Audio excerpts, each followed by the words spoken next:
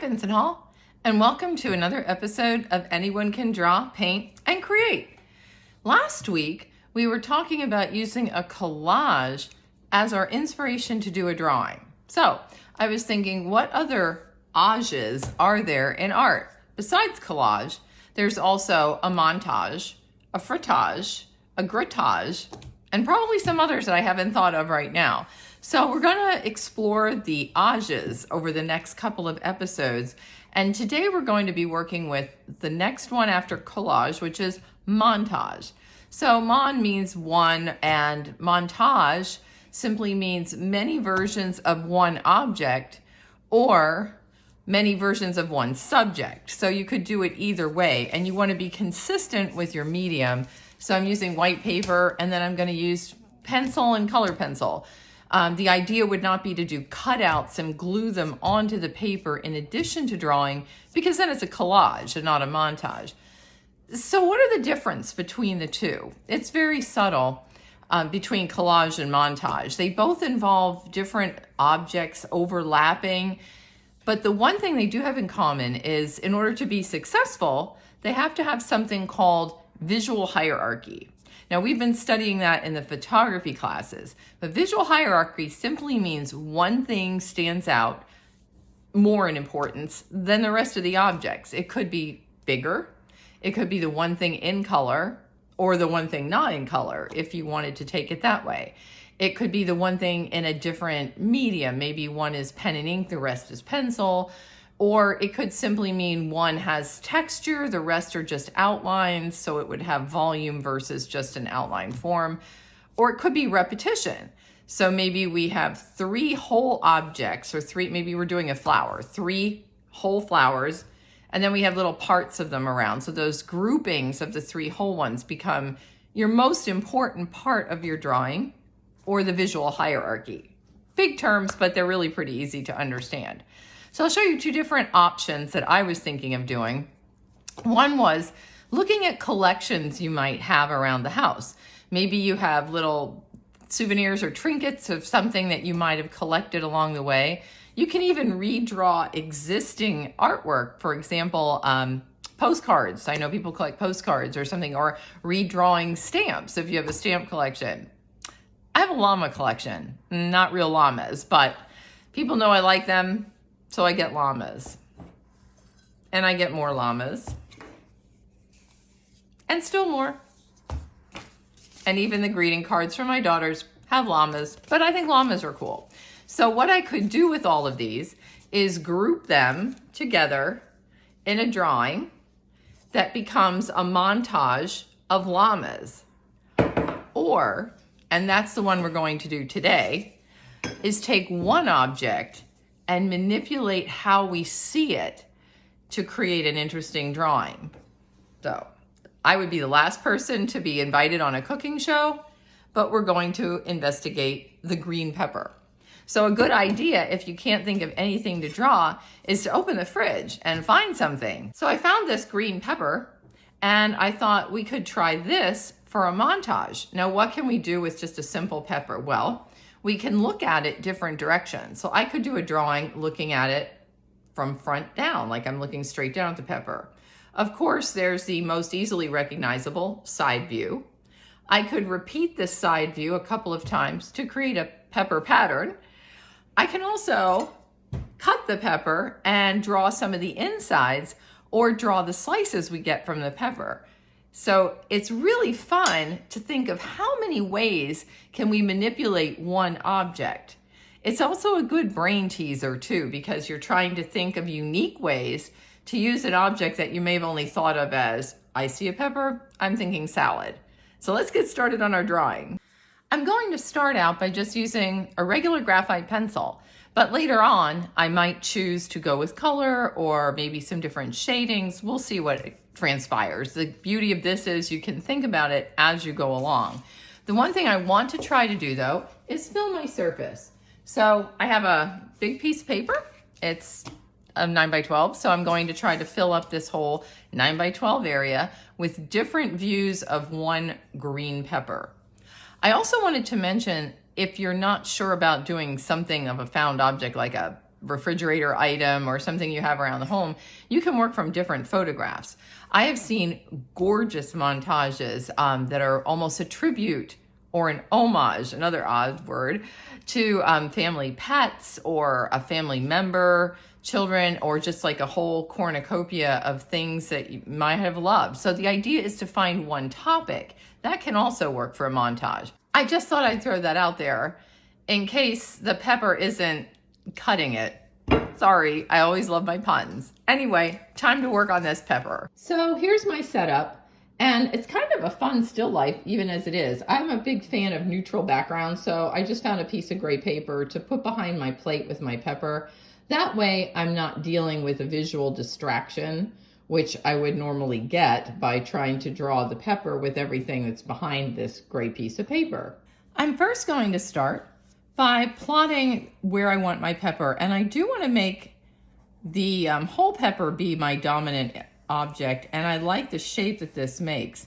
I am using a technique called varied line weight, which simply means pressing harder where I see things recede or where there's a shadow in the object. So going up, coming down lighter, and this gives what we would call a more organic shape to the pepper. Now my pepper does not have stems, so I'm not drawing a stem. Kind of reminds me a little bit of that pumpkin with the segments. And see how I press harder? And then here I can just go back in and press a little bit harder.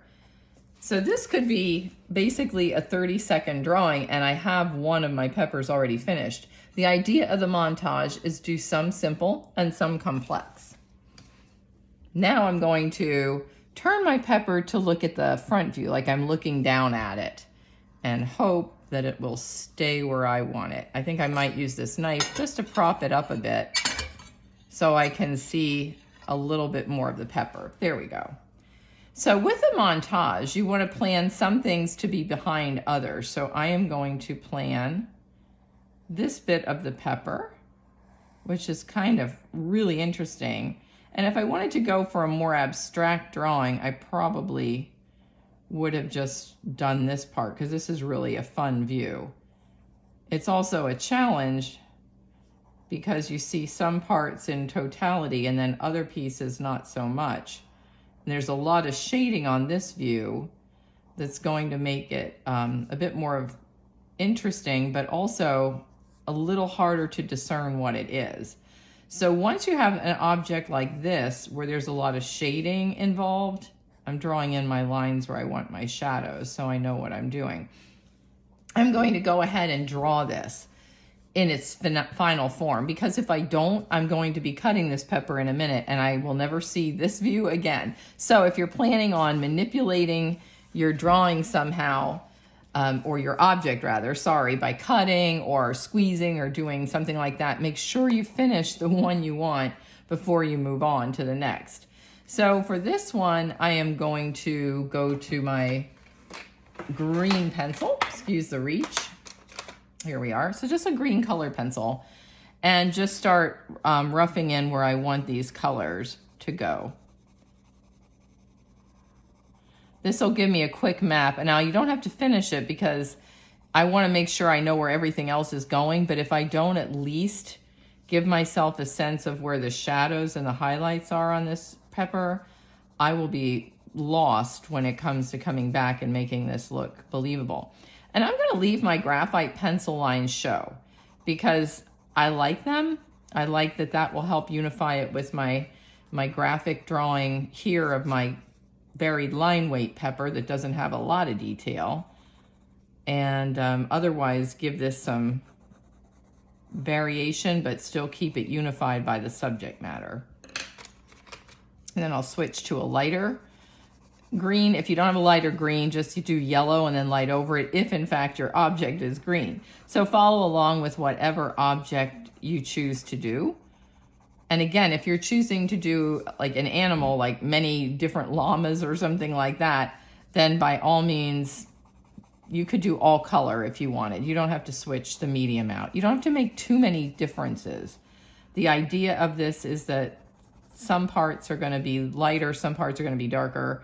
But again, it really doesn't matter what medium you're using. Okay, then I'm going to go to a really dark green. Here we are. And really get these shadows in. And I'm not going to totally finish this, like I said. I'm going to move on to the next part so you can get the idea. And then we'll come back in and adjust this. As long as I have given myself the information necessary on where the depth of this pepper is. Okay, let's see. Ooh, this is super dark in here, which is interesting. And then there's a dark shadow right here. And this will also depend on your light source. So if you have a favorite window where you live, or maybe a light that you like how it makes things look, then try to incorporate your light source to maximize how nice and interesting your drawing is. Let's see. And then there's a bit of a shadow coming right down here. Okay. Alrighty. I think I have enough information now that I can move on. Go back in with the lighter green right here where it has that stem thing. And I can come back in and tweak this, which I fully intend to do later on. I just wanted to get the basic shadows in. There's always one more. Just when you think you have everything where you need it, you find out you've missed something. I missed another shadow right here. And these little details really will change how successful you feel with your finished product of a montage.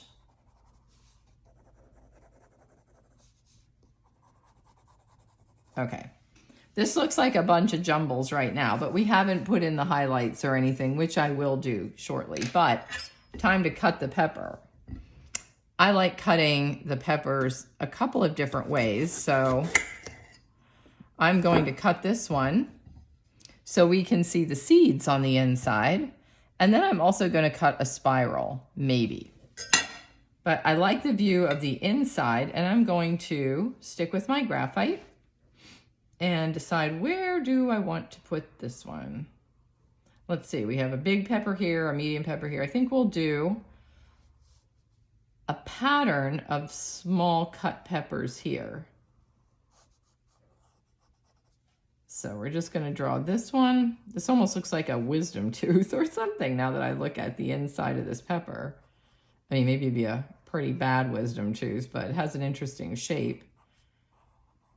The little seeds are in here. Just going to roughly mark that off so I know what that is. This is the dark area inside the pepper. This poor little pepper has a hole in it. I think this pepper is a wee bit past its prime, which is probably making it better for a drawing than an eating item anyway. And then we can see the top knot of this pepper coming around here. And then this is just a little bit thicker layer. Oh, you know, an apple is also another wonderful subject for this because you can slice those, come up with a lot of really interesting looks. And I'm just going to rough in this so I know that that's the dark area. Then I'm going to repeat this again right next to it. Only this time, there we go. I'm going to have it touch. And we got to come back here. I'm just making it a little bit smaller. Okay. Just varying it up a little bit. Because if I've changed my angle here, it would look a little bit different. That's that little stem in there. And maybe this time I'm not going to color it all in. I'll leave it like that. And then I'll come over here and put a third one. 1, 2, 3, 4. And remember, we always want uneven numbers. So I'm going to put my 5th piece of pepper here. And this time I'm going to use this slice, which is pretty abstract, and turn it upside down. So I have almost a reverse of what this is, because sometimes it's fun to switch your patterns up. But this pepper never thought it would be this famous. Or maybe not famous. And then we have the little background area here. And of course I'll erase that inside. Then I'm going to draw where it's lighter, just so it's, again, a message to myself. So I know what I'm doing. And this area is darker. We'll just darken that in a little bit. So now I have my 5 objects. If I wanted to, I could do little thin slices of the circular part of a pepper. But I think I'm going to leave this go for now and work on just getting some of these shaded like this one, and we'll be back to see the progress. So we have the peppers that were green all colored in now, and added the dark backgrounds and did my upside down pepper. And while I was at it, I started making the modified lines even more defined. This becomes almost a high contrast value study. So now I have to make this aesthetic decision on, do I want to just leave this pepper white, which is interesting negative space, or do I want to shade it in? So I have 2 options. I can either shade in some of the background and leave this pepper white, which would help it stand out, or I can shade the pepper. So in order to do a non-committal background, I'm going to just do some lines. If you remember how we did the line work before, and I can blend this in if I see fit, but this would give me some shadow and help ground some of these peppers so that they don't look like they're just floating in air. Or I could create this as an entire Art Deco idea and make little tiny patterns of a cut pepper spiral all the way around it. But for now, I think I'm going to just give this a sense of where it is. You know, I could even draw in a horizon line quickly, even though I have this on a plate, just to give a sense of where this might be. And now I could blend this in. So I'm going to see if I like that or not. And if I don't, I can take it out. So this is what it would look like if we decide to, you do the shading and leave the pepper white.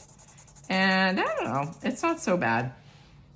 I kind of like the leaving some of the lines. It gives it some texture. I wouldn't just make it all shady with the blender, but keeping some of those graphite lines in, and maybe over here just lighter, because that's not where my light source is shading. It's more coming this direction, I had decided. So that would help ground the drawing, so to speak. In other words, now it's not floating. Of course, I could also shade in, come down a little further so it's not, it gives it a little more of a definition on the bottom. And I could leave it like that. The beauty of art is you can change your mind. So I decided I don't like that shading underneath. I feel like it's too heavy. And sometimes what you have to do with a drawing or a painting, or maybe anything you're looking at, even a photograph if you're looking at composition, is flip the script, turn it upside down. This is really going to help you see where the problem is. And I see the problem is right here. Everything is bunched in this corner, and I don't have anything to kind of tie it to the top part of my drawing. So I cut a piece of pepper.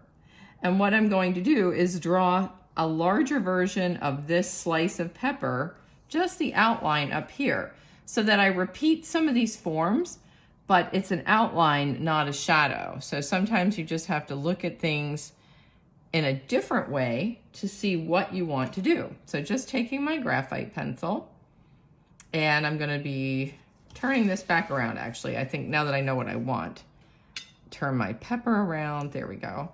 And I'm just going to draw a larger version.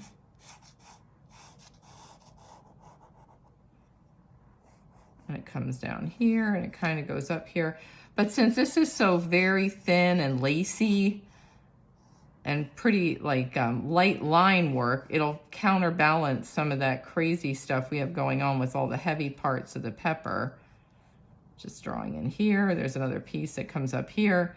These lines also help lead your eye around the page by virtue of the fact that it's going off the page. We got a little bit thicker area there. So now we have that little bit of a pepper outline, and I'm just going to make this color. So you see, by making everything color and leaving my one kind of Art Deco pepper in graphite, that becomes the dominant element because it's so different from everything else. And I'm just gonna lightly shade this in just so you can get a sense of what I'm talking about with this visualization of the cut pepper. Montages are fun, but they can be a challenge because sometimes you have to know roughly how much area you want to take up. It does take some planning or erasing, which is what I just did here. All right, and then just going back in with my darker green where I see the edges are a little bit darker, just to kind of unify this with the other peppers. So it does look a little bit like it belongs to the same family of colored pencil parts to this. We're just going to add some of that shading in. And this has a little bit more shading right here, that little piece. This goes up here. Again, we're always talking to ourselves and drawing, and then I'm going to add just a little bit of that yellow. If you don't have a creamy yellow, a regular yellow will do. A white pencil will blend in some of your tones. There we go. I'm going to leave that one rougher. But now I kind of like the pattern more. And if I really wanted to go crazy, I could start drawing like this other little pepper piece, another going this way, but I'm more of a minimalist when it comes to design, so I'm going to leave it be like this. Now, what to do with this pepper? Maybe, ever so slightly, we're going to just take the blender and just give it a little bit of volume, but not much. I want to leave most of this pepper white to counteract the heaviness that we have of all the colored parts of the other pepper. So when we were calling this a varied line weight drawing, now it's going to have varied volume because I'm just adding some shadows where it's really dark. I'm just blending it in. I didn't add any more pencil than what I had. I'm just blending in just a little bit so it doesn't look too unfinished. Since everything else here is so shaded in, it might be just a little too much for the soul to have everything on this pepper be totally white. But I don't want to do too much. I like having the idea of the volume. And again, drawing with your eraser where things get muddy. You can bring out the highlights again, like right in here. That way, even if you have the shadows, a little bit of this eraser will make all the difference when it comes to having this pepper look finished. Get rid of some of that. So there we go. I hope you enjoyed learning a little bit more about what a montage is. Remember, you can choose any subject matter you want. Think about something that means something special to you. It might be a kind of animal. It could be a specific pet that you've had. I've seen montages of family members, heirlooms, things like that. So it could be a whole grouping of things that someone might have collected.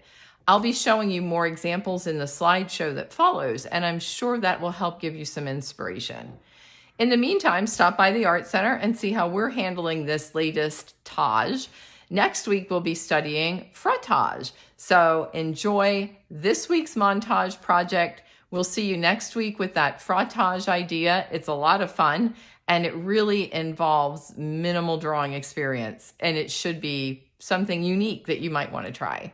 Or it might be something you tried by accident, and I'm going to leave that as a hook so you'll come in next week and see what we're doing. Till then, stay safe and be well, Vincent Hall, and we'll see you soon.